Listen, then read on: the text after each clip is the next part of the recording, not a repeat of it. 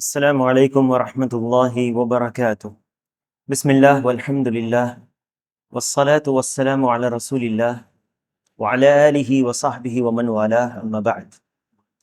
کتاب التوحید الذی هو حق اللہ علی العبید کا درس جاری ہے، اور جس شرح سے ہم لوگ پڑھ رہے ہیں وہ الملخص فی شرح کتاب التوحید جو علامہ شیخ صالح الفوزان حفظہ اللہ کی شرح ہے، اور جس باب میں ہم لوگ تھے وہ ہے باب من الشرک لبس الحلقۃ والخیط ونحوہما لرفع البلاء او دفعہ، یعنی یہ شرک میں سے ہے کہ کسی دھاگے یا چھلے کو پہنا جائے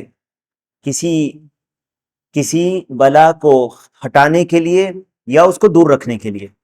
اور اس پر پچھلے درس میں اس کے جو دلائل ہیں اس پر باتیں ہو چکی ہیں اور شرح ہم لوگ پڑھ چکے تھے۔ جو باقی تھا اس میں وہ ہے فیہ مسائل باقی تھا۔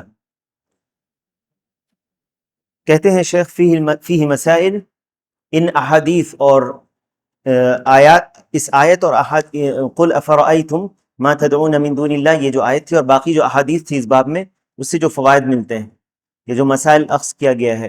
الاولی التغلیظ فی لبس الحلقۃ والخیط ونحوہما لمثل ذلک، دھاگا یا چھلا وغیرہ پہننے کے اوپر جو سختی بیان کی گئی ہے حدیث میں، جس کے تعلق سے سختی آئی ہے اللہ کے نبی صلی اللہ علیہ وسلم سے یا صحابہ کرام سے، کہ اس دھاگا یا چھلے کو اتارنے کا حکم دیا یا اس کو کاٹ دینے کا حکم دیا گیا۔ الثانیۃ ان الصحابی لو مات وہی علیہ ما افلح فیہ شاہد لکلام الصحابہ ان الشرک الاصغر اکبر من الکبائر۔ دوسرا مسئلہ کہ اگر صحابی کے اوپر بھی یہ ہوتا اور ان کی وفات اس حالت میں ہوتی کہ ان کے ہاتھ میں کڑا یا چھلا ہوتا تو وہ کامیاب نہیں ہوتے۔ اور اس میں شاہد ہے جو صحابہ نے جو بات کی ہے کہ شرک اصغر جو ہے وہ کبائر ذنوب میں سے، اکبر الکبائر میں سے۔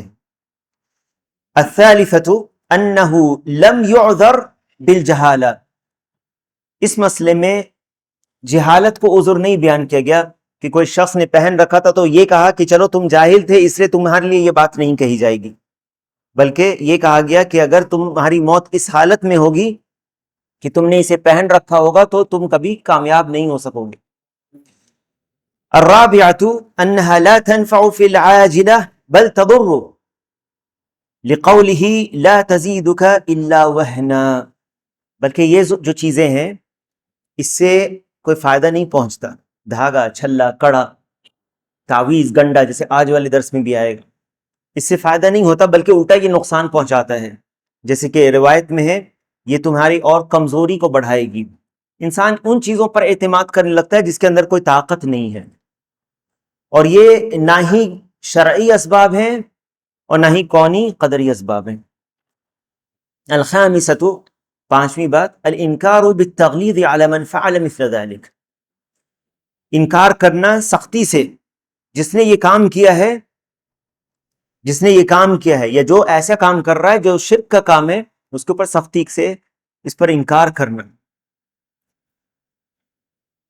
جیسے کہ روایت میں ہے کہا گیا انزعھا، اتار پھینکو اسے۔ السادسۃ، نسخوں میں اختلاف ہے، یہاں پر اگلا باب جو ہے جو ہم لوگ پڑھنے جا رہے ہیں اس کا مسئلہ اس میں لکھا گیا اس نسخے میں، تو بعض جو نسخے ہیں کتاب التوحید کے اس کے مسائل میں آگے پیچھے ہو گیا، تو یہ میں چھوڑ رہا ہوں جو میری کتاب میں جو میرے پاس جو نسخہ ہے اس کو میں آگے بڑھ رہا ہوں۔ السادسۃ یا السابعۃ، بلکہ یہ السادسۃ ہے،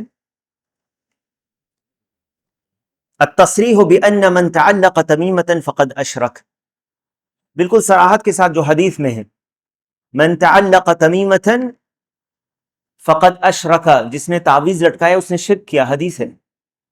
اب اللہ کے نبی صلی اللہ علیہ وسلم نے کہا جس نے تعویذ لٹکایا اس نے شرک کیا، تو پھر کون ہے نبی کے بعد یہ کہنے والا کہ یہ شرک نہیں ہے؟ واضح ہے۔ اور شرک آپ جانتے ہیں کہ یہ سب سے بڑا گناہ ہے، شراب پینے سے اور زنا کاری سے بھی زیادہ بڑا گناہ ہے شرک کرنا۔ ان الشرک لظلم عظیم۔ الثامنۃ ان تعلیق الخیط من الحمى من ذلك، دھاگا بخار کی وجہ سے دھاگا پہننا بھی اس میں شامل ہے. یعنی بخار اگر ہے تو اس بخار کو ختم کرنے کے لیے، یا اگر بخار پھیلا ہوا ہے تو اس کے ڈر سے دھاگا، کالا دھاگا وغیرہ پہننا، چاہے وہ گردن میں ہو یا بازو میں ہو یا ہاتھ میں ہو یا پاؤں میں ہو، یہ بھی اسی کے حکم میں ہے. یہ بھی اسی کے حکم میں ہے، جیسے کہ کڑا یا چھلا پہننا. التاسعة تلاوة حذيفة الآية دليل على أن الصحابة يستدلون بالآيات التي في الأكبر على الأصغر كما ذكر ابن عباس رضی اللہ عنہما فی آیت البقرہ. حذیفہ رضی اللہ عنہ نے جو اس آیت کو تلاوت کیا، جو ابن ابی حاتم کی روایت میں ہے، انہوں نے اپنی تفسیر میں ذکر کیا ہے کہ انہوں نے دیکھا ایک شخص کے ہاتھ میں دھاگا تھا، بخار کی وجہ سے اس نے پہنا ہوا تھا، تو اس دھاگے کو حذیفہ رضی اللہ عنہ نے کاٹ دیا.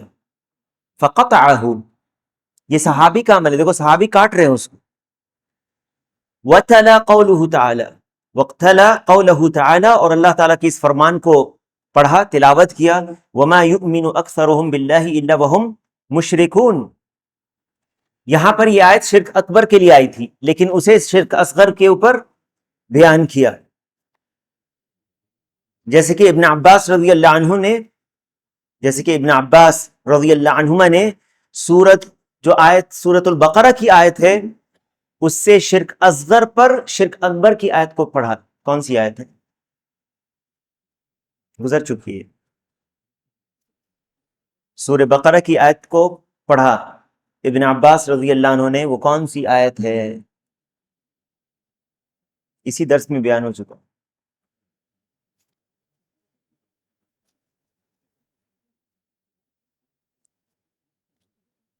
وَمِنَ النَّاسِ مَن يَتَّخِذُ مِن دُونِ اللَّهِ أَندَادًا يُحِبُّونَهُمْ كَحُبِّ اللَّهِ وَالَّذِينَ آمَنُوا أَشَدُّ حُبًّا لِلَّهِ. یا وہ آیت فَلَا تَجْعَلُوا لِلَّهِ أَندَادًا، یہ والی آیت فَلَا تَجْعَلُوا لِلَّهِ أَندَادًا وَأَنْتُمْ تَعْلَمُونَ، یہ والی آیت، یہ آیت پڑھی تھی فَلَا تَجْعَلُوا لِلَّهِ أَندَادًا وَأَنْتُمْ تَعْلَمُونَ. 10ویں العاشرة أن تعلیق الودع عن العین من ذلك، یعنی یہ شرک میں سے ہے. کیا شرک میں سے ہے؟ گھونگا یا کوڑی وغیرہ کو لٹکانا. یہ بھی اسی حکم میں ہے کہ اس سے نظر بد سے آدمی بچ جائے گا. یہ سب جسے آپ کہتے ہیں کہ غلط عقیدے کی بنیاد پر لوگوں نے، اور اللہ سبحانہ و تعالیٰ کے تعلق سے جیسے، یا جو صحیح عقیدہ ہونا چاہیے، جب لوگوں کے اندر صحیح عقیدے کو نہیں پھیلایا جائے گا تو غلط عقیدہ لوگ رکھیں گے اور اس طرح کی چیزوں پر عقیدت رکھنے لگیں گے جو کوئی فائدے کی نہیں ہے.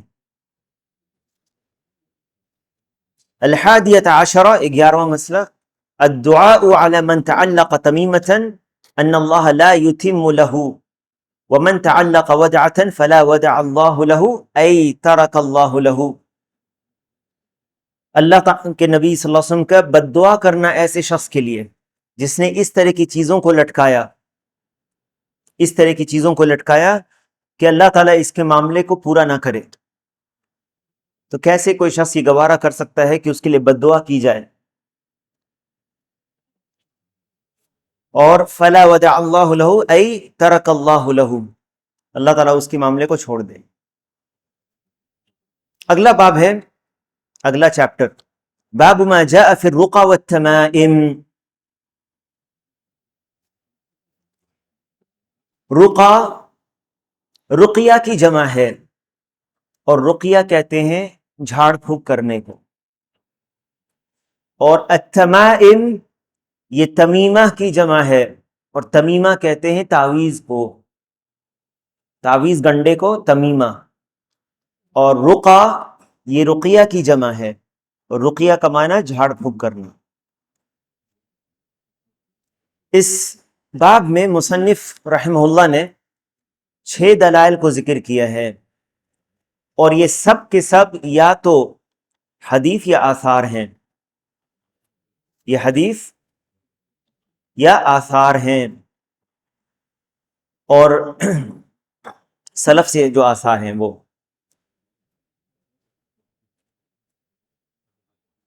بیان کرنے کا مقصد کیا ہے؟ باب ما جاء فی الرقى والتمائم، کہ اس کا حکم کیا ہے، جھاڑ پھونک اور تعویذ کا حکم کیا ہے، تعویذ اور جھاڑ پھونک کا حکم کیا ہے۔ اس کے پہلے والے باب سے کیسے مختلف ہے یہ؟ اس کے پہلے والے باب میں صراحت کے ساتھ ذکر ہے من الشرکی، من الشرکی، شرک میں سے ہے لبس الحلقۃ او الخیط، دھاگا یا چھلا کڑا وغیرہ پہننا، یہ شرک میں سے ہے۔ وَنَحْوِهِمَا، اور ان چیزوں کو پہننا بلا کو دور کرنے کے لیے، ہٹانے کے لیے، یا اس کو دور رکھنے کے لیے۔ لیکن اس باب میں صراحت کے ساتھ شرک کا لفظ نہیں آیا ہے۔ غور کریں یہاں پر، باب ما جاء فی الرقى والتمائم، کیا وجہ ہے اس کی؟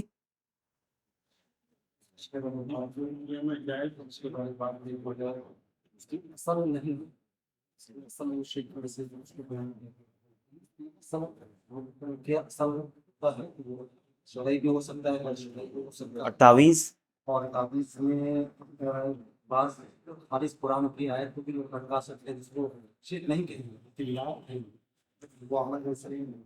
پہلا والا جو باب ہے دھاگا اور چھلا اور کڑا، یہ شرک میں سے، اس میں اہل علم کا کوئی اختلاف نہیں ہے، یا تو وہ شرک اکبر ہے یا شرک اصغر ہے۔ اگر اس نیت سے لگایا جائے کہ وہ مستقل اس کے اندر طاقت ہے کہ یہ بلا اور مصیبت کو دور کر دے گا، یہ دھاگا، یہ چھلا، یہ کڑا، یہ شرک اکبر ہے۔ اور اگر یہ سمجھا جائے کہ یہ سبب ہے، مصیبت کو دور کرنے کا سبب ہے، اللہ تعالیٰ دور کرتا تو یہ شرک اصغر ہے، ٹھیک ہے۔ لیکن ہر حال میں یہ کیا ہے؟ شرک ہے۔ لیکن جو جھاڑ پھونک ہے اور تعویذ ہے، اس کے تعلق سے تفصیل ہے،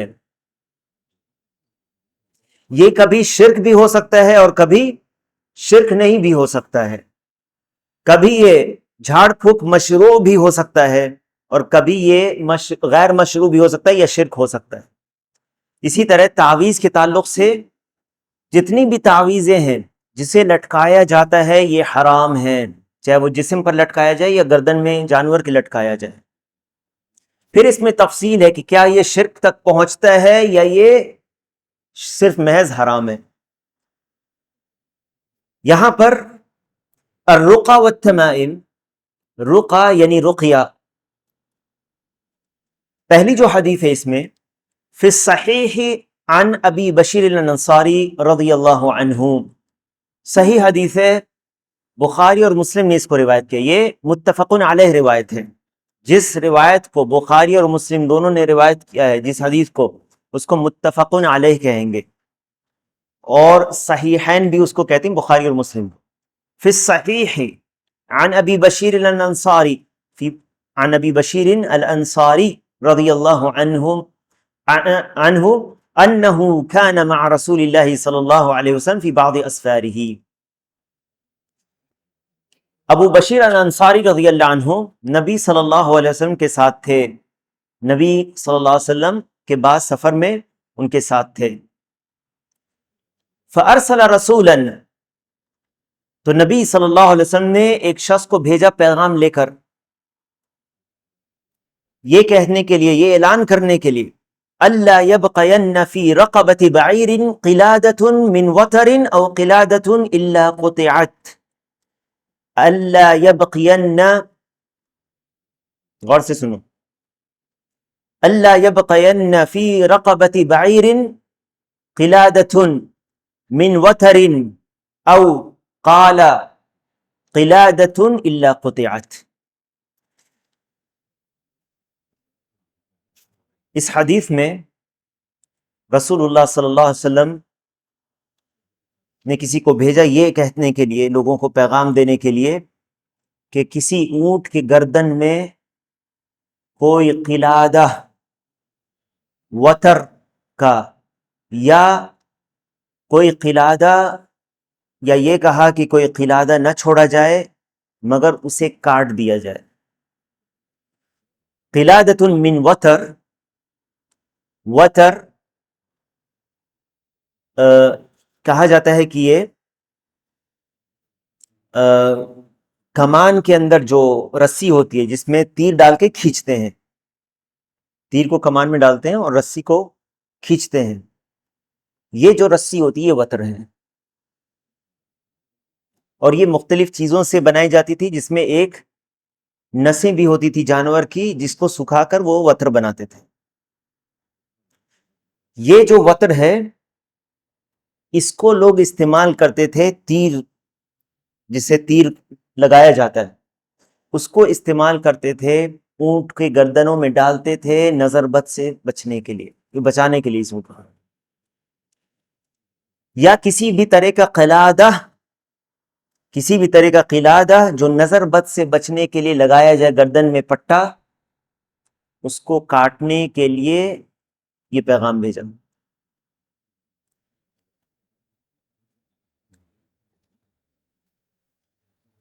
اگر کوئی گردن میں جانور کے پٹا باندھتا ہے خوبصورتی کے لیے، قلادہ پہناتا ہے جانور کے اندر، اور اس کی یہ نیت نہیں ہے کہ اسے نظر بد سے بچانا ہے، جیسے بکری کے گردن میں دانا دانا والا ہوتا ہے جو وہ ڈالتے ہیں خوبصورتی کے لیے، الگ الگ رنگ کی وہ گوٹی جیسا ہوتا ہے، اس کو ڈالتے ہیں پہنانے کے لیے، اچھا لگے دیکھنے میں یا پہچان کے لیے، تو کیا حکم ہے اس کا؟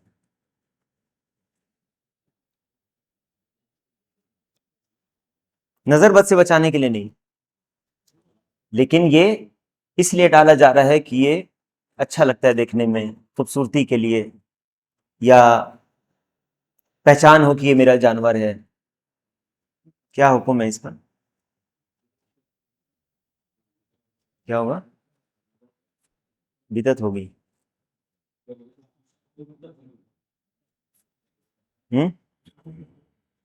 کوئی دقت نہیں ہے اس میں، کوئی حرج نہیں ہے۔ حرج ہے؟ کیوں حرج ہے؟ مشابہت ہو رہی ہے۔ کیوں ڈالا جا سکتا ہے؟ کیوں ڈالیں گے؟ اچھا لگ رہا ہے، اگر گردن میں پہنا سکتے ہیں، ہار پہنا سکتے ہیں بکری کو۔ صحیح ہے، اچھی بات بولا انہوں نے۔ اگر یہ نیت نہیں ہو، اگر یہ نیت نہیں ہو کہ اس کو نظر بد سے بچانے کے لیے ہار پہنا رہے ہیں، لیکن خوبصورتی کے لیے پہنا دیا اگر ہار، تو کیا حرج ہے؟ پہنا سکتے ہیں، پہنا سکتے ہیں۔ کیا دلیل ہے اس کی؟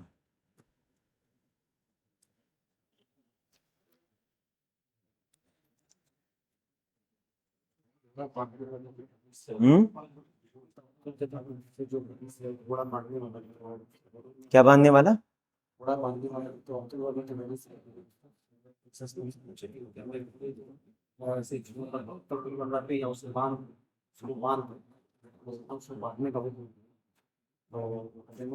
اس سے اس کی کیا مناسب، کیا اس سے؟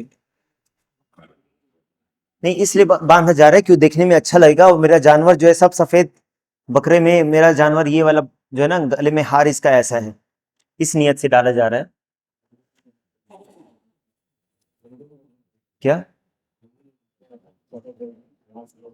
نہیں، اس کی بات نہیں ہو رہی، ویسا جو ہار جیسا ہو بس، یہاں پر وہ گھنگرو اور وہ گھنٹی کی بات نہیں ہو رہی، گھنٹی نہیں باندھیں گے کیونکہ اس کے لیے ہے، جائز ہے ہار پہنانا جانور کو پہچان کے لیے، ہار پہنانا جانور کو پہچان کے لیے جائز ہے۔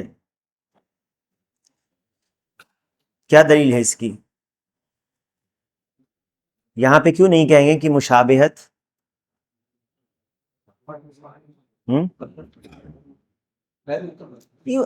اس کو باندھنے والا کون ہے؟ وہ ذمہ دار ہے نا۔ ٹھیک ہے، چھوٹے بچے کو آپ تعویذ پہنا سکتے ہیں کیونکہ وہ غیر مکلف ہے، آپ مسئول ہیں اس کے لیے۔ قلادہ پہنا سکتے ہیں جانور کو پہچان کے لیے، پہنانے کے لیے، یہ اس نیت سے نہیں۔ یہاں پہ جو حدیث ہے یہ عرب میں مشہور تھا کہ وہ اس لیے پہناتے تھے اس کو، کمان کے جو رسی ہے اس کو اس لیے پہناتے تھے کیونکہ اس سے نظر بد سے بچنا مقصود ہوتا تھا. اللہ کے نبی صلی اللہ علیہ وسلم نے اس لیے قلادہ کو کاٹنے کا حکم دیا. ٹھیک ہے, لیکن اگر یہ نیت نہیں ہو تو یہ خوبصورتی کے لیے پہنایا جا رہا ہے, یہ جانور کے پہچان کے لیے پہنایا جا رہا ہے, تو اس میں کوئی حرج نہیں ہے. اس لیے کیونکہ عائشہ رضی اللہ عنہ کہتی ہیں کہ فتلت قلائد ہدی رسول اللہ صلی اللہ علیہ وسلم ثم اشعرتها وقلدها او قلدتها. رسول اللہ صلی اللہ علیہ وسلم جب ہدی کا جانور بھیجتے تھے مکہ قربانی کے لیے تو اس کو قلادہ پہناتے تھے, اس کو قلادہ پہناتے تھے پہچان کے لیے کہ اس کو بیت اللہ میں وہاں پہ لے جا کر کے اس کو قربان کرنا, یہ ہدی کا جانور ہے. اس کی پہچان کے لیے یا جانور کو جو قلادہ پہنایا جاتا ہے, یہ عائشہ رضی اللہ عنہ کہتی ہیں یا تو میں نے پہنایا یا رسول اللہ صلی اللہ علیہ وسلم نے پہنایا اس کو. تو اس سے پتہ چلا کہ قلادہ اگر پہچان کے لیے پہنایا جاتا ہے تو یہ جائز ہے. لیکن یہاں پر جو رسول اللہ صلی اللہ علیہ وسلم نے یہ کہا, حکم دلوایا کہ اس کو کاٹ دینے کا, یہ جو عرب میں عام طور پر لوگ پہناتے تھے, اس نیت سے ان اونٹوں میں سے اس کو کاٹنے کا حکم دیا گیا. واضح ہے؟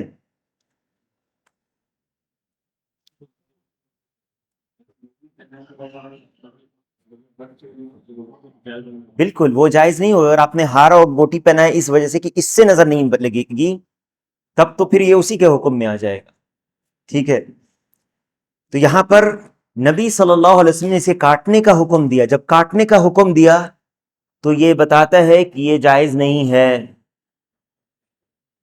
جب اونٹ کے گردنوں سے کٹوایا اس طرح کے رسیوں کو یا دھاگوں کو یا تار کو, یہ تانت کہیں گے اس کو, اونٹ کے گردنوں سے, اونٹ کے گردن میں کوئی تانت نہیں باقی رہے. جب اونٹ کے گردنوں میں سے تانت کو کٹوایا گیا, جو لوگ نظر بد سے بچانے کے لیے اونٹوں کے گردنوں میں ڈالتے تھے, تو پھر آپ کیا کہیں گے انسان کی گردن کے بارے میں؟ اور پھر جیسے انسان کی گردن میں آپ نہیں پہنا سکتے, آپ اس کے بازو اور اس کے پاؤں میں بھی نہیں پہنا سکتے.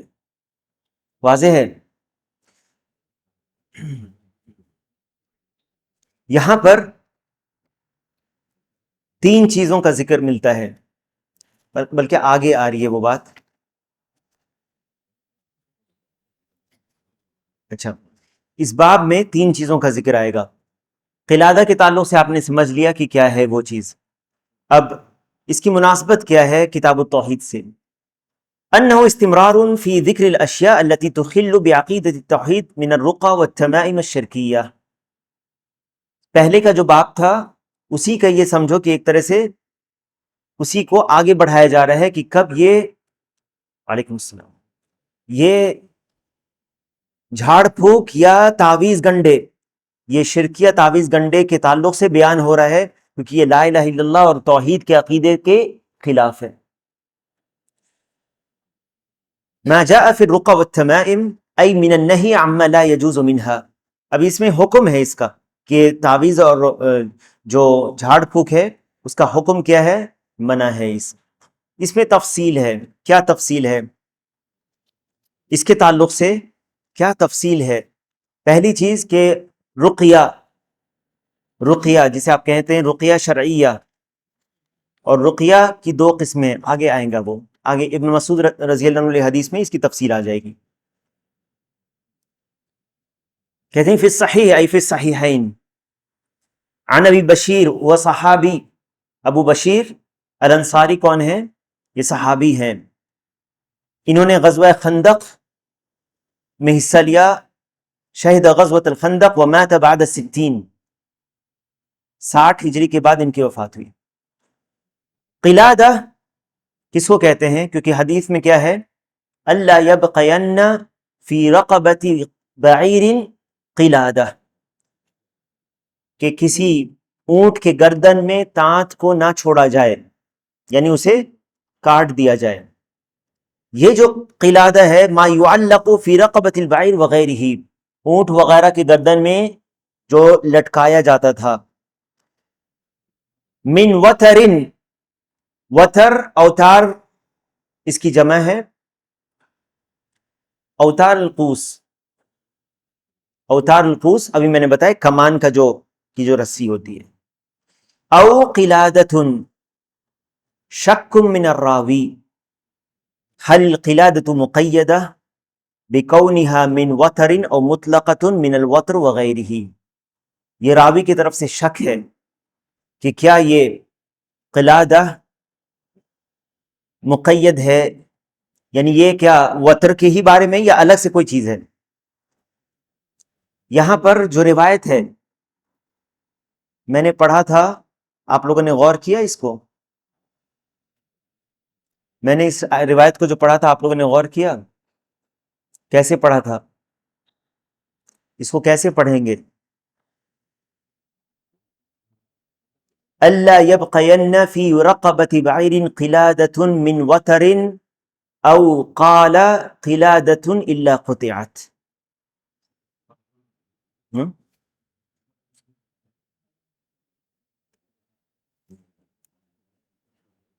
قال نہیں ہے، قال نہیں ہے لکھا ہوا، اس میں بھی قال نہیں لکھا ہوا، لیکن ایسے حدیث کو پڑھتے ہیں. اس نسخے میں بھی قال نہیں لکھا ہوا.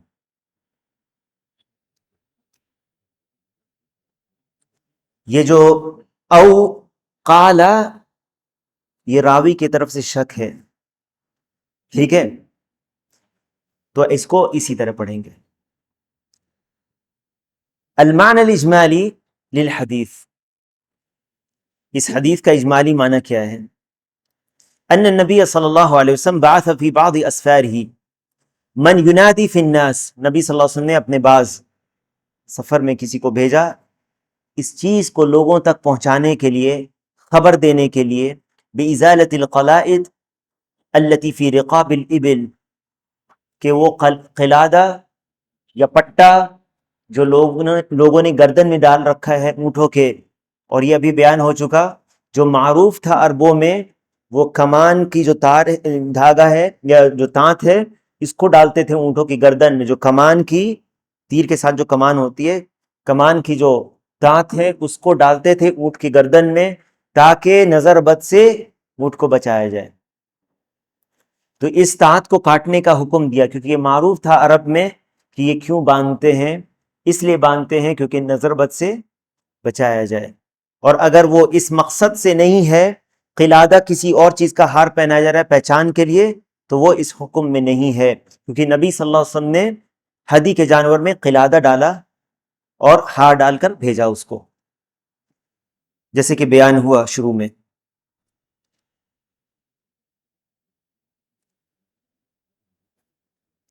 یہ قلائد کو یا قلادہ کو، پٹے کو کیوں ڈالتے تھے اونٹوں کی گردن میں؟ التی یراد بها دفع العین و دفع الآفات، تاکہ اونٹ کو نظر بد نہ لگے یا آفت نہ آئے اس کے اوپر. لأن ذلك من الشرک الذي تجب ازالته، کیونکہ یہ پٹا وغیرہ ڈالنا اس نیت سے کہ اس سے مصیبت دور ہو جائے گی اور اس سے آفت نہیں آئے گی، یہ شرک میں سے. کیوں شرک میں سے ہے؟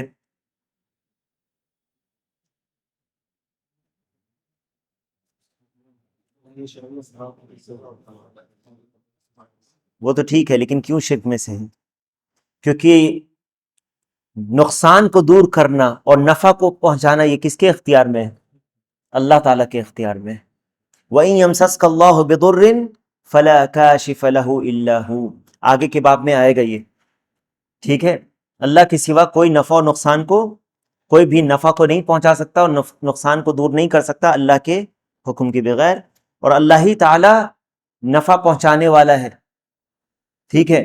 اور یہ نہ ہی یہ پٹا اور کڑا اور چھلا یا اس طرح کے دھاگے وغیرہ، نہ ہی یہ شرعی اسباب میں سے ہیں اور نہ ہی یہ کونی اسباب میں سے. تو اس طرح کے پٹے اور میں اگر مل جائے کسی کے پاس تو اس کو ہٹانا ضروری ہے، بلکہ آپ لوگوں کو بتائیں کہ یہ کیوں منع ہے، کیوں نہیں پہننا چاہیے. اب اس حدیث کی کیا مناسبت ہے اس باب سے؟ من حیث مناسبت الحدیث للباب، من حيث انه يدل على تقليد الابل ونحوها الاوتار وما في معناها لدفع الافات. جو اونٹ وغیرہ کو پہناتے تھے گلے میں اس وجہ سے کہ اس سے کوئی مصیبت دور ہوگی. یہ حرام ہے اور شرک ہے. حرام و شرک، حرام ہے اور شرک ہے، اور یقیناً جتنے بھی شرک ہے وہ حرام ہے. لِأَنَّهُ مِن تَعْلِيقِ التَّمَائِمِ الْمُحَرَّمَةِ، کیونکہ یہ حرام تعویذ کو پہنانے میں سے ہے. یہاں جو بیان ہوا ہے الرقى والتمائم، یہاں پر یہ جھاڑ پھونک تو نہیں ہے، اور تمائم میں یہ شامل ہے. لیکن ٹھیک ہے، رقیہ اور تمیمہ میں کیا فرق ہے؟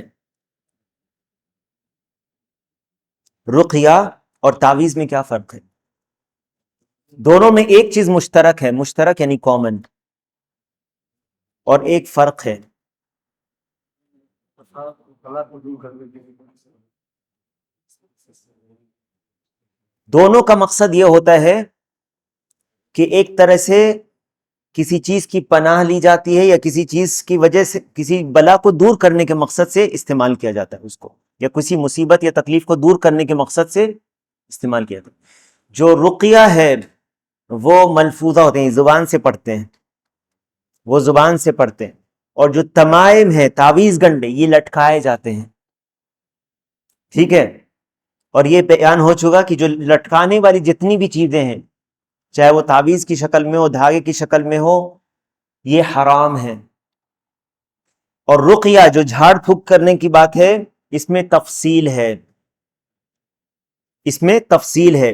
کبھی یہ اگر یہ مشروع ہے، جیسے قرآنی رقیہ، قرآنی آیات سے پڑھ کر، سورہ فاتحہ پڑھ کر دم کرنا، ٹھیک ہے، اور اسی طرح بعض آیات کو پڑھ کر دم کرنا، تو یہ جائز ہے. اور اگر یہ ایسے الفاظ پر مشتمل ہے جو شرکیہ الفاظ ہیں، تو یہ شرک اور حرام ہے. ٹھیک ہے، اب اس حدیث سے کیا فائدہ ملتا ہے؟ ما یستفاد من الحدیث ان تعلیق الاوتار لدفع الآفات فی حکم التمائم فی التحریم. یہ جو تانت باندھنا ہے گلے میں، جیسے لوگ اونٹ کے گردن میں تانت باندھتے تھے، تو کسی جانور کے اوپر کوئی تانت باندھنا اس وجہ سے کہ اس سے بلا دور ہوگی، یہ شرک میں سے اور یہ تعویذ میں سے ہے، اور یہ تعویذ میں سے ہے.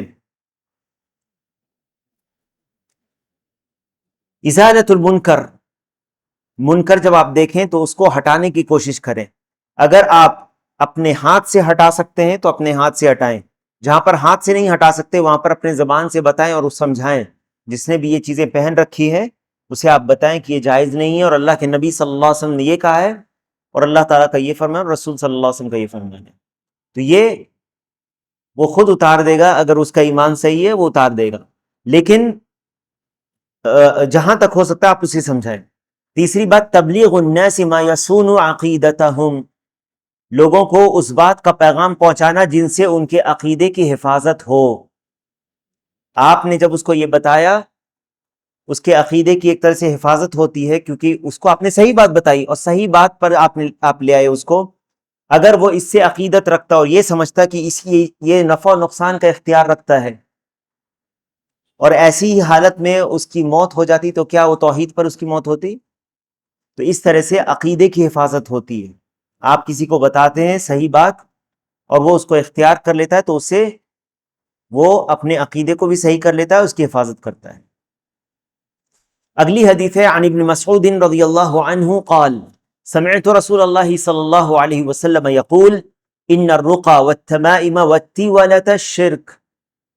ان الرقى والتمائم والتولة شرک. اسے ابو داؤد اور احمد نے روایت کیا، رواہ احمد و ابو داؤد. یہ حدیث صحیح ہے، یہ حدیث صحیح ہے. ابن مسعود رضی اللہ عنہ کہتے ہیں کہ میں نے سنا رسول اللہ صلی اللہ علیہ وسلم کو، سمعت رسول اللہ صلی اللہ علیہ وسلم یقول، میں نے سنا رسول اللہ صلی اللہ علیہ وسلم کو یہ کہتے ہوئے، ان الرقى والتمائم والتولة شرک. یہاں پر تین چیزوں کو بیان کیا اس حدیث میں. ان الرقى جھاڑ پھونک، والتمائم اور تعویذ گنڈے، والتولة اور تیولہ یہ شرک ہیں. اب یہ جو حدیث ہے اس میں اچھی طرح سمجھ لیں اس بات کو کہ یہ شرک کیوں کہا گیا؟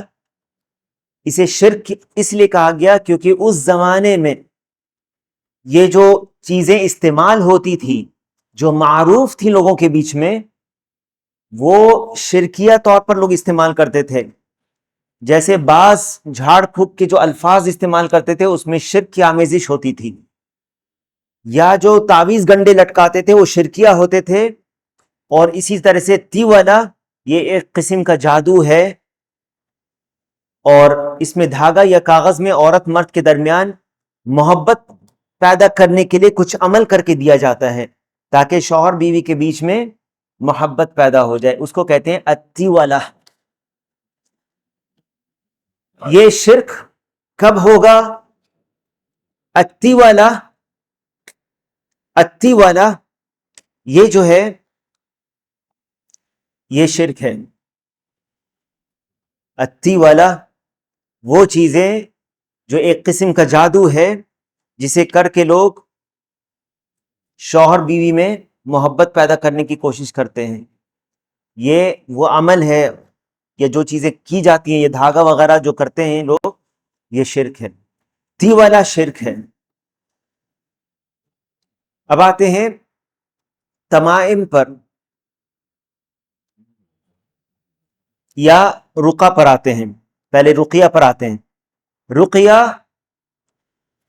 شرک بھی ہو سکتا ہے اور مشروع بھی ہو سکتا ہے اگر وہ ایسے الفاظ ہیں جو شرک پر مشتمل ہیں تو اس طرح کا رقیہ شرک ہے. جیسے ایسے الفاظ سے جھاڑ پھونک کرنا جس میں غیر اللہ سے مدد لی جا رہی ہو، غیر اللہ کو پکارا جا رہا ہو، یا شیاطین اور جن سے مدد لی جا رہی ہو، یہ والا جو رقیہ اور جھاڑ پھونک ہے یہ حرام ہے اور شرک ہے، چاہے وہ عربی میں ہو یا کسی اور زبان میں، چاہے وہ عربی میں ہو یا کسی اور زبان میں ہو. دوسرے قسم کا جو رقیہ ہے وہ جائز ہے، اور یہ رقیہ کون سا رقیہ ہے؟ جو قرآن کی آیتوں کو پڑھ کر یا جو مشروع ہو، جو نبی صلی اللہ علیہ وسلم نے بعض آیتوں کے تعلق سے یا حدیث میں جو آتا ہے سورۃ الفاتحہ پڑھ کر دم کرنا، یا اسی طرح سے بعض آیتوں کو پڑھ کر دم کرنا شفا یابی کے لیے، یہ مشروع ہے. جب کہا جائے مشروع تو اس کا معنی یہ شریعت میں جائز ہے. یہ جائز بھی ہو، یعنی یہ مستحب بھی ہو سکتا ہے، اور یہ مشروع میں مستحب اور واجب دونوں ہوتا ہے، تو یہ جائز بھی ہے، جائز ہے یہ. تو شرعیہ کون ہے؟ جو شرک سے خالی ہوں. یہ تقسیم کیسے سمجھ میں آئی؟ اس حدیث میں ہے ان الرقى والتمائم والتول شرک، اس میں شرک کا ذکر ہے. تو وہ کون سی چیز ہے جس کی وجہ سے یہ تقسیم بیان کی گئی، جو اس عموم سے، شرک کے عموم سے اس رقیہ کو نکال دیتی ہے، اور وہ کہا جاتا ہے یہ شرعی رقیہ ہے. نہیں سمجھ میں آ رہی بات؟ اس حدیث سے کیا پتہ چل رہا ہے؟ یہ حدیث صحیح ہے. اس حدیث سے پتہ چل رہا ہے کہ ان الرقى والتمائم والتول شرک. ہم کیسے یہ کہہ سکتے ہیں کہ بعض رقیہ جو ہیں وہ شرک نہیں ہیں؟ اگر وہ قرآن و سنت پر مشتمل ہو یا وہ اوراد پر ہوں جو شرکیہ نہیں ہوں. کیا دلیل ہے اس کی؟ کیا؟ پھر سے بولو.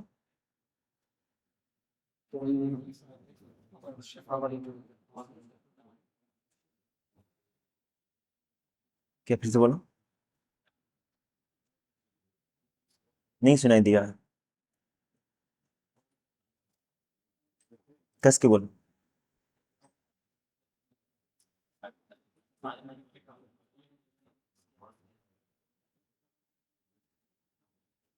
ٹھیک ہے. عوف بن مالک رضی اللہ، وہ نہیں، عوف بن مالک رضی اللہ عنہ سے روایت ہے، مسلم نے روایت کیا ہے کہ کہتے ہیں ہم لوگ جاہلیت میں رقیہ کرتے تھے، ہم لوگ رقیہ کرتے تھے، تو اللہ کے نبی صلی اللہ علیہ وسلم نے پوچھا، انہوں نے کیف تری فی ذلک، کیا آپ کہتے ہیں اس کے بارے میں جو ہم لوگ رقیہ کرتے تھے؟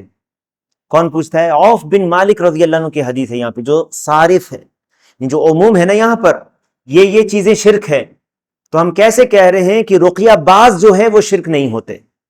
بغیر دلیل کے نہیں بول سکتے، اس کے لیے دلیل چاہیے جو اس عموم سے اس کو نکال دے، ٹھیک ہے؟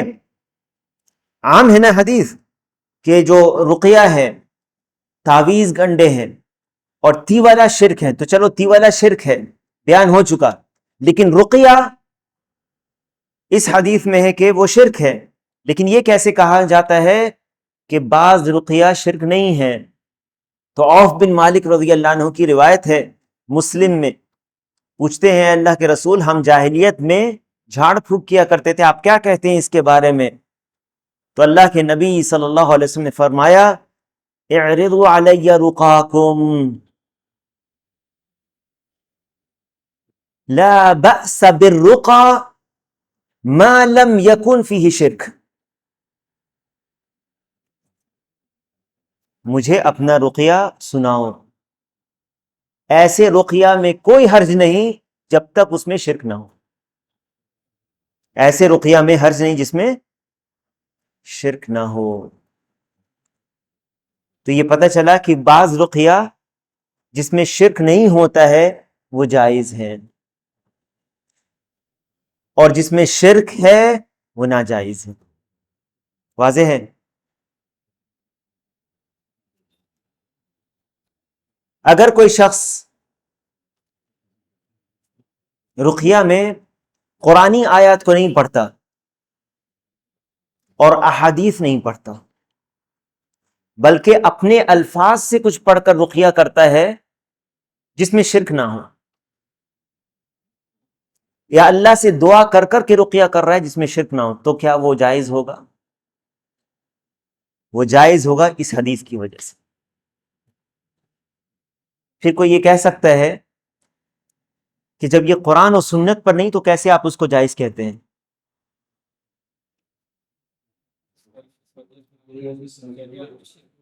کیونکہ یہ علاج کے باب میں ہے، یہ علاج کے باب میں ہے، اس لیے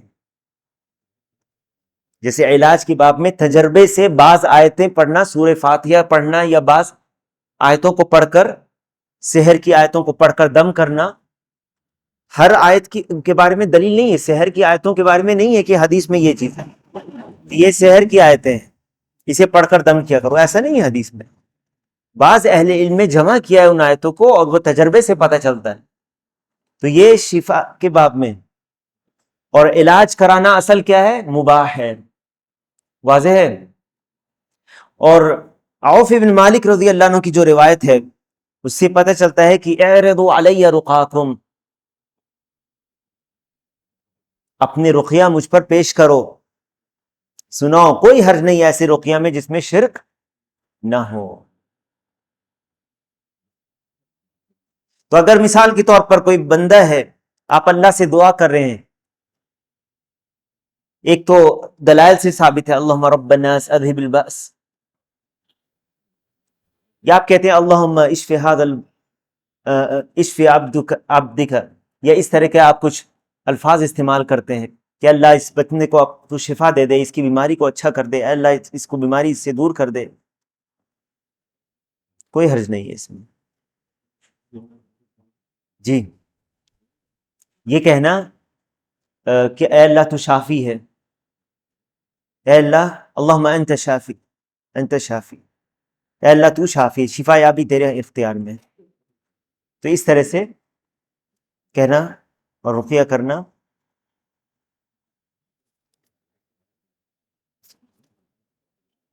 اس کے بعد تو رقیہ کی دو قسمیں ہو گئی ہے نا، پہلی قسم وہ جو جائز نہیں ہے، جو شرکیہ الفاظ پر مشتمل ہو، دوسری وہ جو جائز ہیں جو شرک سے پاک ہوں. اور تیسری چیز بیان ہوئی اس حدیث میں جو تمائم ہے، تعویذ. تمیمہ کی جمع ہے التمائم، تعویذ. اور تعویذ دو قسم کی ہے. پہلی بات یہ سمجھ لیں کہ تعویذ لٹکانے کا ایک ہی حکم ہے، وہ یہ ہے وہ حرام ہے. تعویذ لٹکانے کا حکم حرام ہے. بعض اہل علم نے قرآنی تعویذ کے رخصت کہی ہے، لیکن دلائل کی روشنی میں قرآنی تعویذ بھی لٹکانا حرام ہے، جو دلائل ابھی بیان ہوں گے. تو قرآن کی ہو یا غیر قرآنی تعویذ ہو، یہ لٹکانا حرام ہے، چاہے وہ اپنے گردن میں لٹکائی جائے یا بچے کے گردن میں لٹکائی جائے یا دروازے پر لٹکائی جائے یا گاڑی میں لٹکائی جائے یا جانور پر لٹکائی جائے، یہ حرام ہے. ایک تو یہ حدیث ہے ان الرقى والتمائم والتول شرک، تو یہ باقی رہتا ہے، شرک ہے. رقیہ کے لیے دوسری دلیل موجود ہے، اس کے لیے دلیل موجود نہیں کہ کوئی تعویذ کو خاص کرتی ہو. ابھی رقیہ کے تعلق سے بیان ہوئی نا حدیث، اس حدیث سے پتہ چلتا ہے کہ بعض رقیہ جائز ہیں. تو یہاں پر کون سا رقیہ مراد ہے جو شرک ہے؟ جو شرکیہ الفاظ پر مشتمل ہو، جیسے کہ عرب استعمال کرتے تھے اس زمانے میں، جاہلیت کے زمانے میں، کہ وہ شرکیہ الفاظ والے رقیہ جو ہوتے تھے اس کے تعلق سے اللہ کے نبی صلی اللہ علیہ وسلم نے کہا. لیکن تعویذ کو اس حکم سے خارج کرنے کے لیے کوئی صارف، کوئی دوسری روایت نہیں ہے. پہلی بات. دوسری بات کہ اس کے راوی کون ہے؟ دیکھو کون ہے اس کے راوی؟ عبداللہ بن مسعود، جو اس روایت کو بیان کر رہے ہیں، صحابی ہیں، جلیل القدر صحابی. ان کا نام یاد رکھنا، آگے بیان ہوگا اس تعلق سے باتیں. کہتے ہیں شیخ کہتے ہیں سیاتی شرح المفردات فی کلام المصنف، اس کے تعلق سے مفردات آگے بیان ہوگا. المعنی الاجمالی للحدیث، تعویذ کے تعلق سے پہلی قسم وہ ہے جو شرک ہے، اور یہ وہ ہر تعویذ ہے جو قرآنی تعویذ نہ ہو. اور جو تعویذ میں قرآنی آیات ہوں وہ حرام ہے اور شرک کا وسیلہ ہے، شرک کی طرف جانے کا وسیلہ ہے. کیونکہ اگر وہ کھول دیا جائے لوگوں کے لیے تو آج وہ قرآنی تعویذ پہن رہے ہیں، کل کو وہ کہیں گے کہ یہ ہندسہ بنا ہوا نمبر جو لکھا ہوتا ہے، کہتے ہیں یہ سورے کا یہ نمبر ہے، اور پھر اس نمبر کی وہ لٹکائیں گے. دیکھا ہے کہ نہیں آپ لوگوں نے؟ سورے کا نمبر، یہ سب خرافات ہے. سورے کا کیا کرتے ہیں آخر میں قرآن کے، یہ سورے کا یہ ہندسہ کچھ بناتے ہیں، اس پہ نمبر لکھتے ہیں اور یہ کہتے ہیں یہ سورے کا یہ نمبر ہے، اور اس کو اگر وہ تعویذ کے طور پر استعمال بھی کرتے ہیں لوگ، یہ شرک ہو جائے گا، کیونکہ یہ نمبر قرآن نہیں ہے. نہیں سمجھ میں آئی بات؟ اس لیے یہ فرق کریں اس میں. ایک ہے قرآنی تعویذ جو حرام ہے پہننا صحیح قول کے مطابق اہل علم کے، اور دوسرا جو نمبر وغیرہ ہو یا کچھ شکل بنی ہو یا کوئی اور چیز بنی ہو یا کچھ کاٹ پوٹ کیا گیا ہو یا کچھ آدھی آدھی چیزیں لکھی گئی ہو، کچھ بھی بنا دیا گیا ہو اس میں، یہ سب یہ شرک ہے.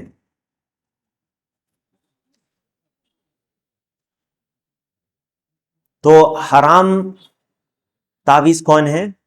جو شرک سے پاک ہو. حرام تعویذ کون ہے؟ جو شرک سے پاک ہو. اور شرکیہ تعویذ کون ہے؟ جس کے اندر شرک ہو. یا حرام تعویذ کون ہے؟ جو قرآنی آیت پر مشتمل نہیں ہے. ٹھیک ہے، میں نے جب یہ بولا کہ جو شرک سے پاک ہوں، یہ کہنا کافی نہیں ہے. آپ کتنے حاضر ذہن ہیں یہ آپ کو دیکھیں، غور کریں. یہاں پر حرام تعویذ وہ ہے جو قرآنی تعویذ ہیں، حرام تعویذ وہ ہیں جو قرآنی تعویذ ہیں، اور شرکیہ تعویذ وہ ہیں جو غیر قرآنی تعویذ ہیں، جو نمبر وغیرہ ہو یا کچھ بنا ہو، کاٹ کوٹ کیا گیا ہو. ٹھیک ہے،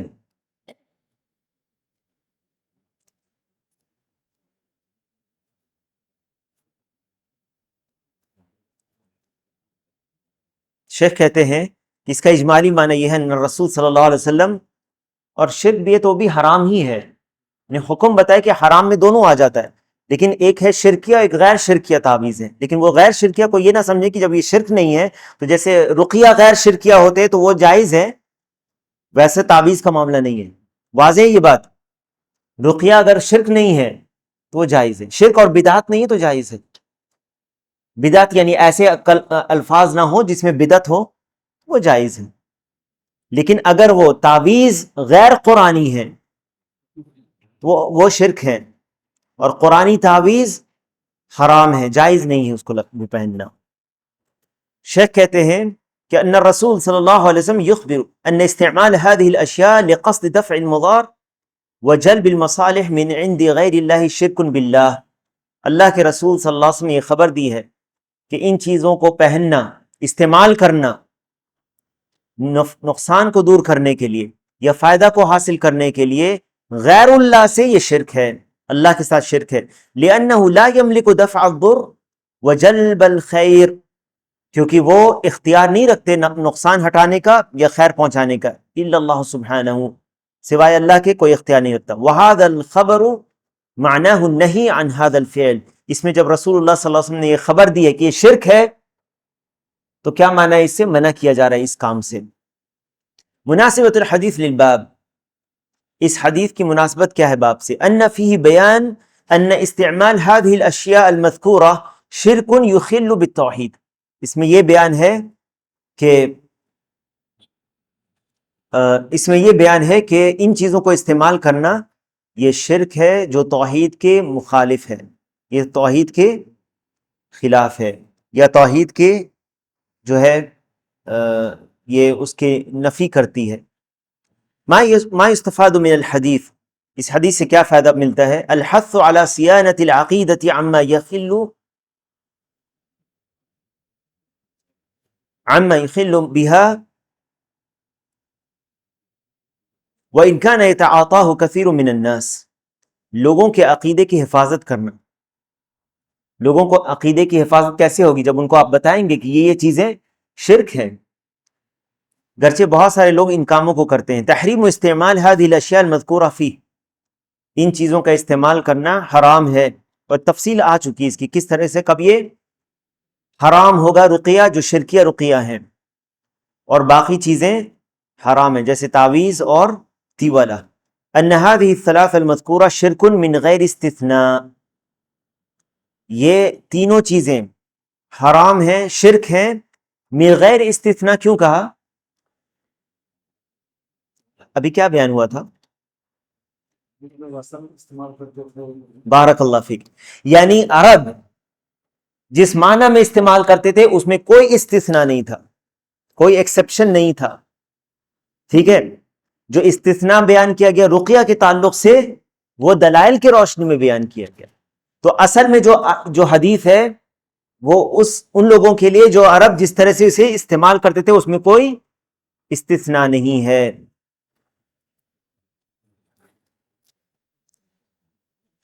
آگے کہتے ہیں التمائم شیء یعلق علی الاولاد من العین، یہ تمائم کیا ہے؟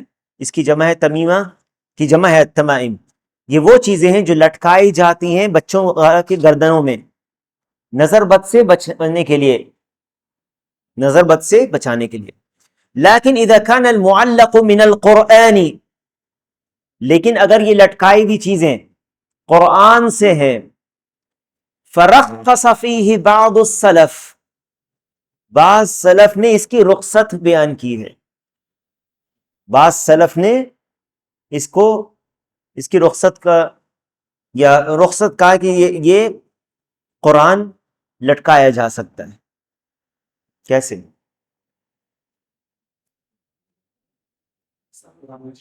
بارک اللہ فیک، کیونکہ اصل قرآن میں شفا ہے، وَنُنَزِّلُ مِنَ الْقُرْآنِ مَا هُوَ شِفَاءٌ وَرَحْمَةٌ لِّلْمُؤْمِنِينَ، تو اصل قرآن میں شفا ہے، تو جو اسباب کی طرف دل انسان کا جو لٹکا رہا ہے، یہ جو مائل ہے وہ اللہ کے کلام جو اصل سبب ہوتا ہے شفا کے لیے، لیکن یہ طریقہ چونکہ نبی صلی اللہ علیہ وسلم سے ثابت نہیں ہے، یہ طریقہ چونکہ نبی صلی اللہ علیہ وسلم سے ثابت نہیں ہے تو یہ جائز نہیں ہے۔ تو جن اہل علم نے اس کی رخصت بیان کی ہے ان کا قول دلائل کی روشنی میں مرجوح ہے، دلائل کی روشنی میں ان کا قول مرجوح ہے۔ کیوں مرجوح ہے؟ آگے آئے گا۔ وَبَعْضُهُمْ لَمْ يُرَخِّصْ فِيهِ، بعض اہل علم نے اس کی کوئی رخصت نہیں بیان کی، کہی کہ نہیں، بالکل نہیں، کسی بھی قسم کی تعویذ ہو وہ حرام ہے۔ اب یہ حرام ہے تو یہ دو قسم کی ہے، اگر یہ غیر قرآن ہے تو یہ شرک ہے، اگر یہ قرآن سے ہے تو یہ حرام ہے لیکن شرک کی حد تک نہیں پہنچتی۔ اور ایک فائدہ جو بیان کیا ہے شیخ ابن باز رحمہ اللہ نے، یہاں پر میں چاہتا ہوں اس کو بیان کر دوں کہ قرآنی تعویذ ایک حالت میں شرک بھی ہو سکتی ہے۔ یہ بہت دقیق فائدہ ہے شیخ نے جو بیان کیا ہے، ایک حالت میں یہ شرک بھی ہو سکتی ہے۔ کون سی حالت ہے؟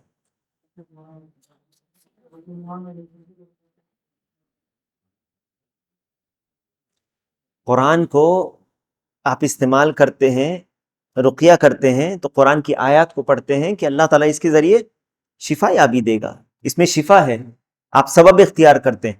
رقیہ کے لیے شرعی سبب ہے کہ نہیں؟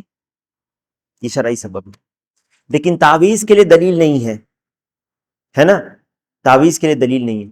لیکن جو تعویذ قرآنی تعویذ ہے وہ اس لیے اگر کوئی پہنتا ہے کہ اللہ تعالیٰ نے قرآن میں شفا رکھی ہے تو وہ شفا جو قرآن میں ہے اس کی وجہ سے یہ تعویذ پہن رہا ہے تو یہ شرک کی حد تک نہیں گیا، لیکن ایک حالت میں وہ شرک کی حد تک جا سکتا ہے، اور وہ حالت ہے کہ قرآنی تعویذ کو اس آیت کی وجہ سے نہیں بلکہ اس تعویذ کی وجہ سے لگائے۔ مثال کے طور پر ایک شخص کہتا ہے میری دکان کی برکت کے لیے جو ہے کچھ بھی دے دو، لکھ کر کچھ بھی دے دو کہ دکان میں برکت ہوگی اس سے، تو وہ چاروں قل کو ملتا ہے نا لکھا ہوا، وہ دے دیتا ہے، وہ کہتا ہے کہ یہ لے جاؤ، اس کو اس سے نہیں وہ اس سے اس کو غرض نہیں ہے کہ اس میں قرآن کی کون سی آیت لکھی ہوئی ہے، یہ اس قرآن کی آیت کے ذریعے اس کو صرف یہ ہے کہ اس سے ہی مجھے رزق میں برکت ہوگی۔ تو ایسی حالت میں جو ہے اس لٹکانے والی چیز کے بس اس کو یہ لگتا ہے کہ یہ لٹکائی جائے گی تو بس کچھ بھی لٹکا دی جائے، کوئی بھی چیز جب لٹکا دی جائے تو اس سے فائدہ پہنچے گا۔ قرآن سے اس کا تعلق نہیں ہو رہا ہے، لٹکانے والی چیز سے تعلق ہے اس کا۔ سمجھ میں آیا فرق؟ یہ جو ہے اس کا جو دل ہے وہ متوجہ کس طرف ہے؟ یہ جو تعلیق ہے لٹکائی ہوئی چیز اس کے، نہ کہ جو چیز لکھی ہوئی ہے اس کے تعلق سے۔ فرق سمجھ میں آ رہا ہے آپ کو؟ یہ بہت دقیق فائدہ شیخ بن باز رحمہ اللہ نے اس کو بیان کیا ہے، اور اس فائدے کو شیخ صالح العثیمین حفظہ اللہ نے بیان کیا ہے اپنے درس میں۔ بہت باریک فرق ہے اس میں، سمجھ میں آ رہی ہے بات؟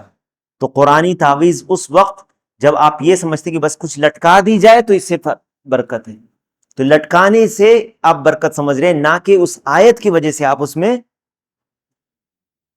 گرچہ لٹکانا آیت کے سمجھ کر کے بھی جائز نہیں ہے۔ واضح ہے؟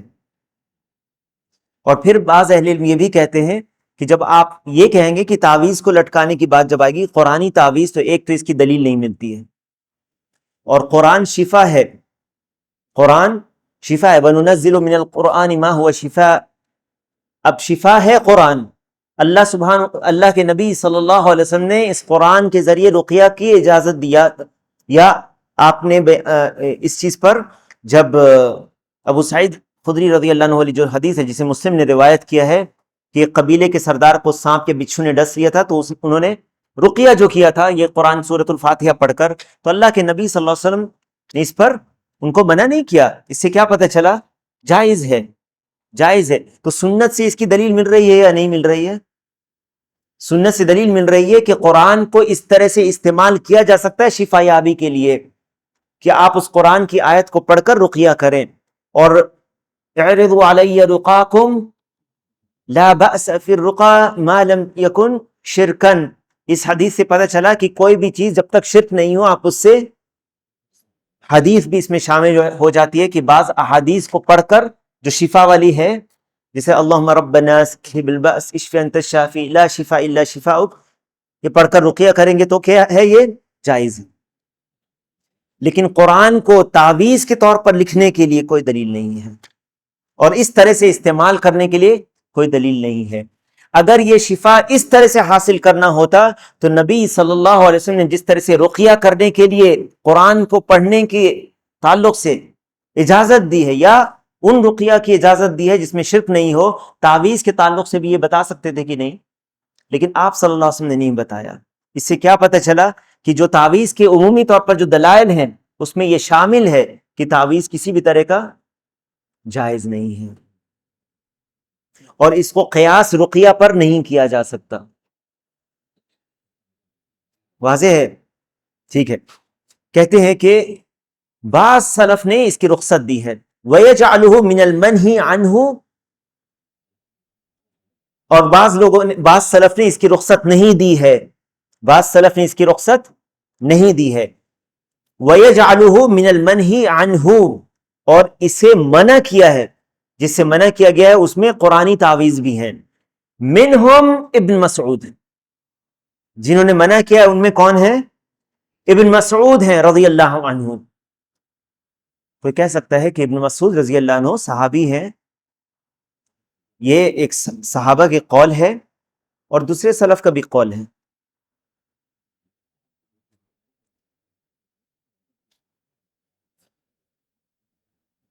کیا کریں گے تب؟ بعض دوسرے سلف کے بھی قول لے آئیں گے لوگ بیان کرنے کے لیے کہ دیکھو یہ تعویذ انہوں نے استعمال کی۔ کیا کہیں گے آپ اس میں؟ جنہوں نے منع کیا اس میں ذکر کس کا کر رہے ہیں؟ ابن مسعود کا۔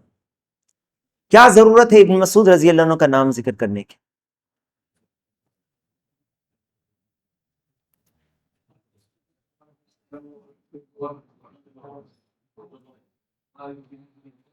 ابن عباس رضی اللہ عنہ کے،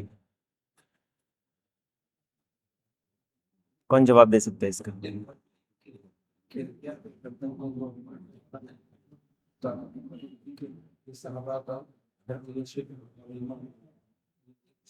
ٹھیک ہے، اسی حدیث کا اختصار ہے، ان الرقیٰ، اسی حدیث جو ابن ماجہ کی روایت ہے اسی کا اختصار یہاں پہ ذکر کیا۔ لیکن یہاں پر مصنف نے یہ کیوں ذکر کیا ہے؟ کتاب التوحید کی مصنف شیخ محمد بن عبد الوہاب رحمہ اللہ نے اس کو کیوں ذکر کیا کہ بعض سلف نے اس کی اجازت دی، بعض سلف نے اس کو مطلقاً منع کیا ہے، اسے تعویذ سے، چاہے وہ قرآنی ہو یا غیر قرآنی ہو۔ جن لوگوں نے منع کیا ہے ان میں ابن مسعود ہے۔ اور آگے دیکھتے ہیں، آگے آ رہے ہیں، اور جس میں دیکھو اس میں بالکل آخر میں ہے جو روایت وَلَهُ عَنِ ابراہیم نخعی سے، یہاں پر پہلے بتاتے ابن مسعود رضی اللہ عنہ کا ذکر کیا ہے۔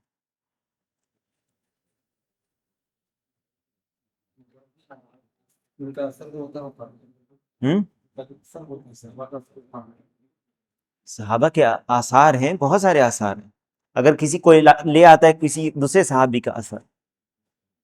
اچھا آگے چلتے ہیں، آگے دیکھیں کیسے بات انشاءاللہ آپ کو سمجھ میں آ جائے گی۔ اب آتے ہیں رقیہ پر۔ پہلے رقیہ جمع ہے رقیہ کی، هي التي تسمى العزائم وخص منه الدلیل ما خلا من الشرک۔ یہ رقیہ کو عزائم کہتے ہیں، اس کے لیے دلیل خاص ہے جو شرک سے میں نہ ہو، جو شرک نہ ہو وہ جائز ہے۔ ما خلا من الشرک فقد رخص فیہ، کون اس کی رخصت بیان کر رہا ہے؟ خود رسول اللہ صلی اللہ علیہ وسلم بیان کر رہے ہیں۔ فقد رخص فیہ رسول اللہ صلی اللہ علیہ وسلم من العین والحمى، نظر بد اور زہریلے جانور کے ڈسنے پر رقیہ کرنے پر، یہ کس کی طرف سے رخصت ہے؟ رسول اللہ صلی اللہ علیہ وسلم سے۔ کیا دلیل ہے اس کی؟ وہ حدیث جو ہم لوگ پڑھ چکے ہیں، وہ حدیث جو ہم لوگ پڑھ چکے ہیں، جو من حقق التوحید دخل الجنت، اس باب میں،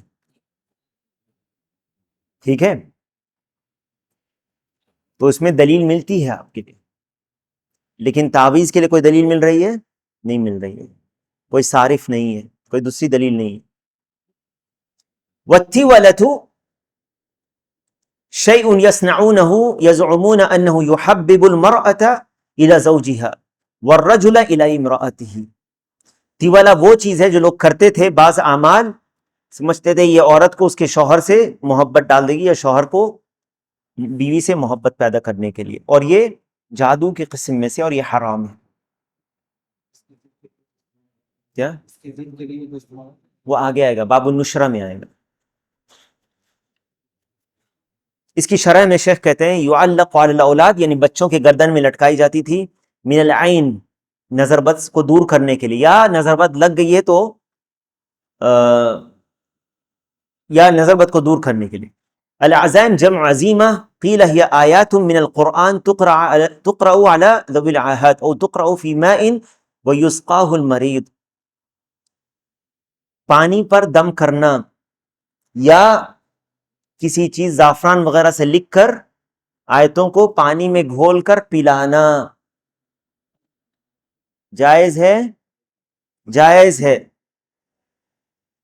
بعض آیات کو زعفران پر لکھ کر اس کو پانی میں گھول کر پلانا. او تکتب فی صحن ونحوہ وتمحى الکتاب بماء ونحوہ ویسقاہ المریض. اور یہ علاج میں سے ہے، اور یہ قرآن کی آیات کو لکھ کر اس سے علاج کے لیے بعض اہل علم نے اس کو کہا ہے یہ علاج کے طریقے میں سے ہے.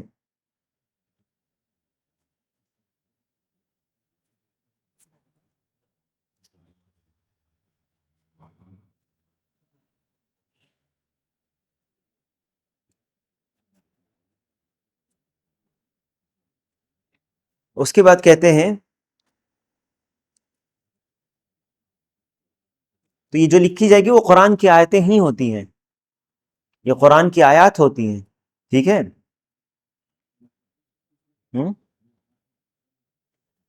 اللہ عالم اس کی وجہ سے. لیکن یہ ہے کہ جادو کا جس کے اوپر اثر ہوتا ہے اس کے بارے میں 7 بیری کے پتے کو رکھ کر پتھر کے بیچ میں اس پہ آیت الکرسی، اس پہ سورہ فاتحہ اور آیتیں، بعض شفا کی آیتوں کو پڑھ کر اس پہ دم کیا جاتا ہے، اور اس پانی کو گھول کر اس کو پلایا جاتا ہے اور اس سے نہلایا جاتا ہے، ٹھیک ہے. اس کو شیخ بن باز نے بھی ذکر کیا ہے، اور اہل علم اس کو ذکر کرتے ہیں جادو کے علاج میں. خص منہ ای اخرج من عمومہ، یعنی کس چیز کے بارے میں؟ خص منہ، رقیہ کرنے کے تعلق سے، عموم سے، جو عموم ہے نا، ان الرقى والتمائم والتول شرک، اس عام جو حکم ہے اس سے نکالنے کی دلیل موجود ہے، دلیل موجود ہے، ٹھیک ہے. الدلیل وهو قوله لا رقیۃ الا من عین او حما. رقیہ کس کے لیے کی جا سکتی ہے؟ نظر بد اور ڈسنے پر. کما سبق فی باب من حقق التوحید، جیسے کہ پہلے والے باب من حقق التوحید میں گزر چکا. اس کے بعد کہتے ہیں کہ ما خلا من الشرک، یعنی یہ رقیہ جو شرک سے خالی ہو، جس میں شرک نہ ہو، جس میں شرک نہیں ہو. ای الاستعانۃ بغیر اللہ بان کانت باسماء اللہ وصفاتہ وآیاتہ والمأثور عن النبی صلی اللہ علیہ وسلم. یعنی شرکیہ اوراد و وظائف نہیں ہو، یعنی اس میں کوئی غیر اللہ سے استعانت نہیں ہو، بلکہ یہ کیا ہو؟ اللہ کے اسماء و صفات ہو، یا اس کے آیات ہو، یا وہ حدیثیں ہو جو نبی صلی اللہ علیہ وسلم سے ثابت ہیں. وحاصل ما ذکرہ المصنف رحمہ اللہ فی حکم هذه الاشیاء المذکورہ ما یلی. مصنف نے جو ذکر کیا ہے اس کا حاصل کلام کیا ہے؟ ان الرقیہ تنقسم الی قسمین، رقیہ 2 قسم کا ہے، مشروع اور ممنوع. ممنوع جو منع ہے. فالمشروع ما خلا من الشرک، مشروع جو جائز ہے، جو شرک سے خالی ہو، نہیں ہو جس میں شرک. والممنوع ما کان فیہ شرک، اور ممنوع جو جس میں شرک ہو وہ حرام ہے اور شرک ہے. دوسری بات ان التمائم تنقسم الی قسمین، تعویذ 2 قسم کی ہے. قسم ممنوع بالاجماع، پہلی قسم جو اجماع ہے اہل علم کا اس پر حرام ہونے پر ممنوع ہے. وما كان يشتمل على الشرك، وما كان يشتمل على الشرك، جو شرک پر مشتمل ہے وہ حرام ہے. اہل علم کے نزدیک کوئی اختلاف اس میں نہیں ہے۔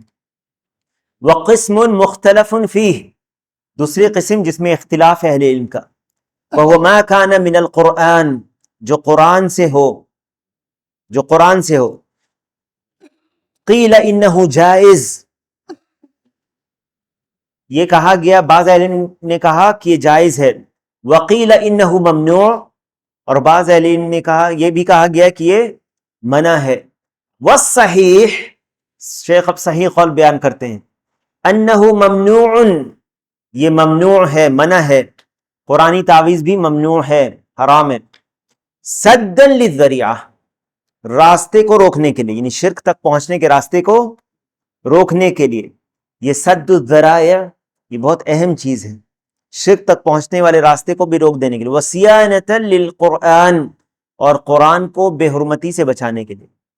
کیا یہ قرآن کو، یا جو آپ نے آیت الکرسی پہنی ہے، یا اس میں آپ نے قل هو اللہ احد لکھ کر لٹکا ہے، اسی کو آپ لے کر بیت الخلاء میں جاتے ہیں، بے حرمتی ہوتی ہے کہ نہیں؟ اسی کو پہن کر آپ ہر جگہ جاتے ہیں، یہ سب کیا ہے؟ بے حرمتی ہوتی ہے اس کی۔ اور کیا قرآن اس لیے آیا ہے کہ اسے لٹکایا جائے؟ اگر شفا کا یہ طریقہ شرعی ہوتا تو نبی صلی اللہ علیہ وسلم اس طریقے کو بتاتے ہیں۔ اگر یہ طریقہ شرعی ہوتا تو نبی صلی اللہ علیہ وسلم اس طریقے کی طرف ضرور رہنمائی کرتے ہیں، جس طرح سے رقیہ کے تعلق سے رہنمائی کی ہے، کیونکہ قرآن بھی موجود تھا، صحابہ بھی بیمار پڑتے تھے، لیکن یہ نبی صلی اللہ علیہ وسلم سے ثابت نہیں ہے کہ آپ نے کسی آیت کو لکھ کر دیا ہو کہ اسے تعویذ بنا کر پہن لو۔ اگر اللہ کے رسول صلی اللہ علیہ وسلم سے یہ ثابت ہوتا تو ہم بھی کرتے، لیکن چونکہ یہ طریقہ نہیں ہے تو ہم نہیں کرتے۔ واضح ہے۔ والصحیح انہ ممنوع سدا للذریعہ وصیانۃ للقرآن۔ تیسری چیز، التیولہ ممنوعہ من غیر خلاف، تیولہ ممنوع ہے، حرام، اس میں کوئی اختلاف نہیں ہے اہل علم کے بیچ میں، لأنہ نوع من الشرک، لأنہا نوع من الشرک، کیونکہ یہ شرک کی قسم میں سے ہے۔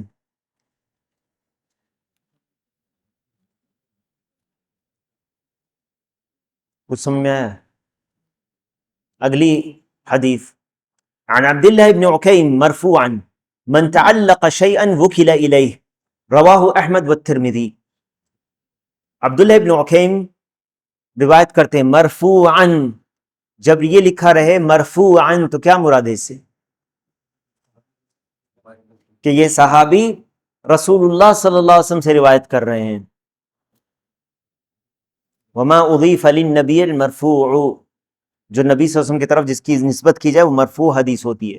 تو یہ کہنا ایسے، عن عبداللہ ابن عکیم قال سمعت رسول اللہ صلی اللہ علیہ وسلم، یا قال رسول اللہ صلی اللہ علیہ وسلم نہ کہہ کر مرفوعاً صرف ذکر کر دیا گیا اختصار کے طور پر، اس کا معنی رسول اللہ صلی اللہ علیہ وسلم سے یہ ثابت، یا رسول اللہ صلی اللہ علیہ وسلم سے یہ بیان کرتے ہیں، من تعلق شیئا وکل الیہ، جس نے کچھ لٹکایا، جس نے کوئی چیز لٹکائی وہ اسی کے سپرد کر دیا گیا۔ رواہ احمد والترمذی، اسے احمد اور ترمذی نے روایت کیا ہے، اور یہ روایت حدیث حسن ہے، یہ روایت حسن ہے۔ علامہ البانی نے اسے غایت المرام میں حسن قرار دیا ہے، یہ حدیث حسن ہے، علامہ البانی نے اسے غایت المرام میں حسن قرار دیا ہے۔ تو جس نے کوئی چیز لٹکائی وہ اس کے سپرد کر دیا جاتا ہے، اور جب اللہ تعالی اس کو چھوڑ دے اور کسی چیز کے کسی مخلوق کے سپرد اگر کر دے تو اس میں اس کی ہلاکت کے سوا اور کچھ باقی نہیں رہتا۔ اگر اللہ تعالیٰ اس کی رہنمائی نہیں کرے اور اسے چھوڑ دے تو کیا اس کے لیے نجات اور اس کے لیے حفاظت ہو سکتی ہے؟ نہیں ہو سکتی۔ اسی لیے اگر کوئی کسی غیر اللہ کے سپرد کر دیا گیا تو وہ ہلاک ہو جائے گا۔ عبداللہ ابن عکیم ویکن ابا معبد الجہنی الکوفی ادرک زمن النبی صلی اللہ علیہ وسلم ولا یعرف انہ سمع منہ۔ عبداللہ ابن عکیم ان کی کنیت تھی ابو معبد الجہنی، اور کوفی تھے یہ، اور انہوں نے نبی صلی اللہ علیہ وسلم کا زمانہ پایا، لیکن نبی صلی اللہ علیہ وسلم سے سماع سننا یہ معروف نہیں ہے۔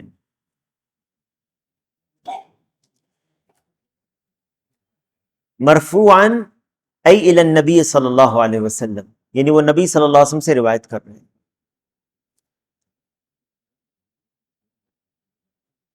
من تعلق شیئا ای التفت، من تعلق شیئا جس نے کسی چیز کو لٹکایا، التفت قلبه الى شیء یعتقد انه ينفعه او يدفع عنه، ایسے چیز سے کسی چیز کے اوپر اپنے دل کو لگا لیا یا بھروسہ کر لیا یا سمجھا کہ یہ چیز اس کو، یہ عقیدہ رکھا کہ یہ چیز کو نفع یا نقصان پہنچا سکتی ہے.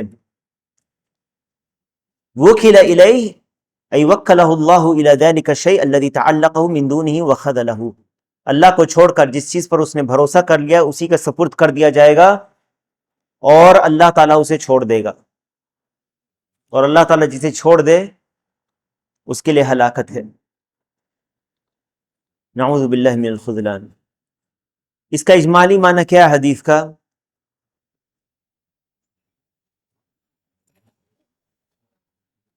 جب آپ بیٹھیں مجلس میں تو یہاں پر یا تو فون کو سائلنٹ کر کے بیٹھیں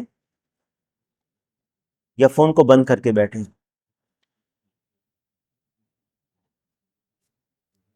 من تعلق شيئا وكل إليه. المعنى الإجمالي للحديث هذا حديث وجيز اللفظ عظيم الفائدة، چھوٹ کم الفاظ ہیں لیکن بڑے فائدے کی بات ہے اس میں.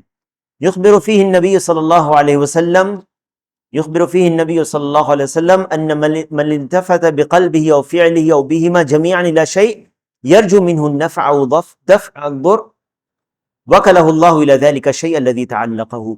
اللہ کے نبی صلی اللہ علیہ وسلم نے اس میں بتایا کہ جو اپنے دل کو کسی چیز سے لگاتا ہے جس کو اس نے لٹکایا ہوا ہو یا اس سے نفع و نقصان کی امید رکھتا ہو، اللہ تعالیٰ اس کے سپرد اس کو کر دے گا جس چیز کو اس نے لٹکایا ہوا ہے. فمن تعلق باللہ کفاہ ویسر لہ کل عسیر.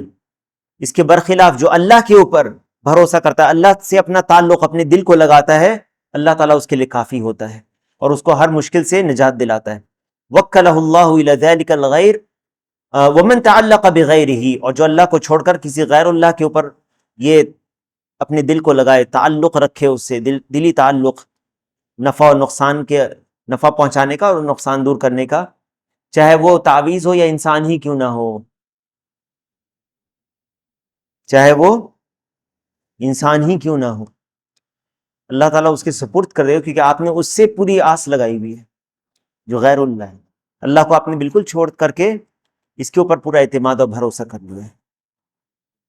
تو بسا اوقات اسی کی طرف سے آپ کو سزا بھی مل سکتی ہے.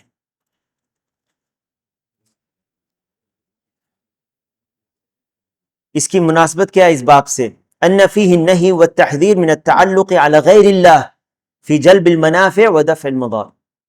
اس میں غیر اللہ سے تعلق قائم رکھنے اس طرح سے کہ یہ مجھے نفع نقصان سے بچا لے گا، یہ منع ہے اور اس سے آگاہ کیا گیا ہے.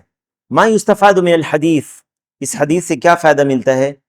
النہی عن التعلق بغیر اللہ، غیر اللہ سے تعلق سے منع کیا گیا ہے، یعنی دلی تعلق. یہ تعلق کا معنی یہ نہیں کہ آپ اس سے رشتہ ناتا نہ کریں، یہ معنی نہیں ہے اس سے جو ہم لوگ اردو میں سمجھتے ہیں کہ فلاں سے تعلق اب میرا نہیں رہا، وہ معنی نہیں ہے. یہ تعلق دلی تعلق ایسا کہ آپ اس کو نفع نقصان آپ سمجھتے ہیں اسی سے ہم کو فائدہ پہنچے گا، اسی کے اوپر آپ بھروسہ کرتے ہیں اللہ کو چھوڑ کر.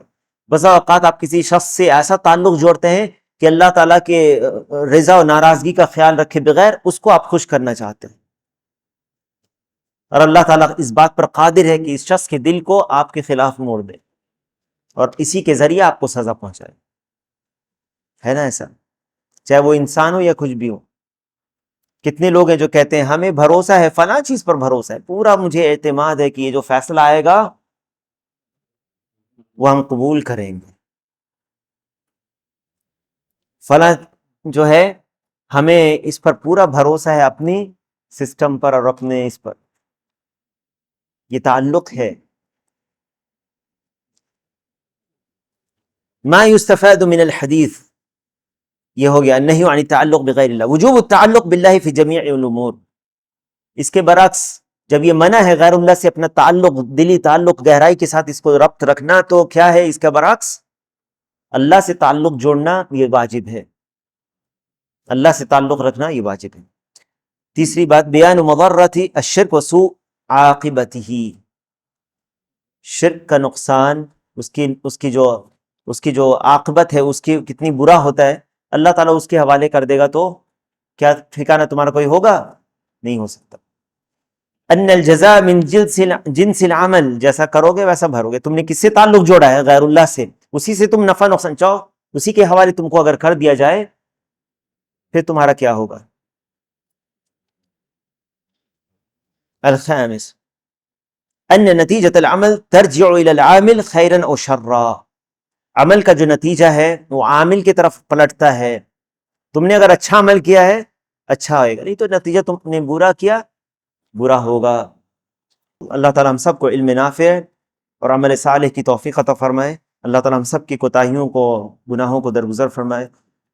اللہ تعالیٰ ہمارا جمع ہونا یہاں قبول فرمائے۔ اللہم اغفر لجمیع المؤمنین والمؤمنات والمسلمین والمسلمات الاحیاء منہم والاموات، سبحانک اللہم وبحمدک، اشہد ان لا الہ الا انت استغفرک واتوب الیک۔ اللہم صل وسلم وبارک علی نبینا محمد وعلی آلہ وصحبہ اجمعین، الحمد للہ رب العالمین۔